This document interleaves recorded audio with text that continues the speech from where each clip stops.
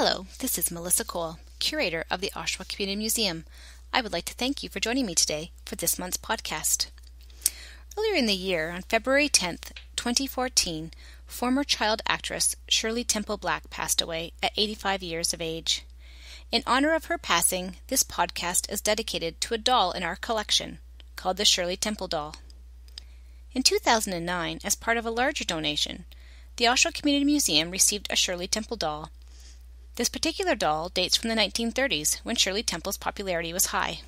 For anyone not familiar with Shirley Temple, she was a famous childhood actress and film star during the 1930s. Shirley Temple captivated a nation during the Great Depression with singing, dancing, dimples, and charm. Some of her best-known films are Little Miss Marker, Heidi, and The Little Princess. During this era, an avalanche of Shirley Temple memorabilia were produced, including Shirley Temple dolls, photos, books, dresses, jewelry, and other hard-to-find items.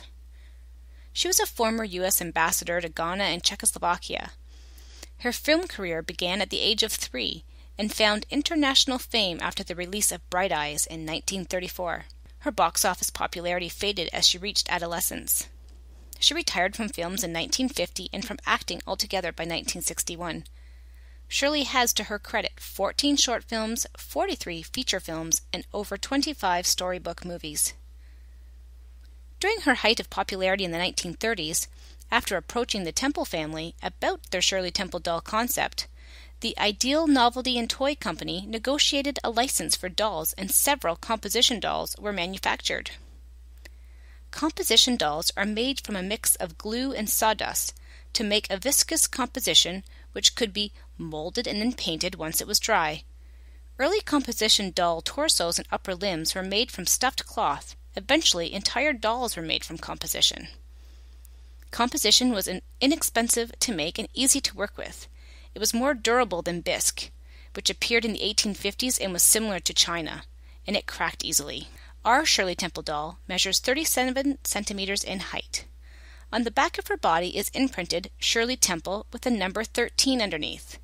On the back of her head below her hairline is imprinted Shirley Temple COP Ideal N. and T.C, which stands for Ideal Novelty and Toy Company. In October of 1934, Ideal applied for a patent, and the Shirley Temple doll was officially announced in an issue of the retail industry magazine called Playthings. It is likely that our doll was made in approximately 1935, based on the COP marking found on the back of her head. This mark appeared after the Christmas of 1934 and indicated copyright pending. Our doll is wearing a blue fabric hat with plastic blue, pink, and white flowers on it. The hat has a wide brim. She's wearing a skirt with pink and blue flowers which fastens in the back with a metal snap. The clothing on our doll does not appear to be original, but it was likely handmade for her. Many of the doll collector websites note that the Shirley Temple dolls came complete with a polka dot dress like the one she wore in Stand Up and Cheer, along with an official tag and celluloid button.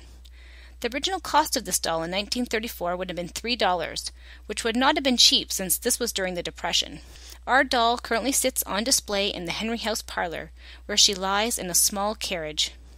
Thank you for joining me for this month's podcast. I hope you'll join me again when we feature another artifact from the collection of the Oshawa Community Museum.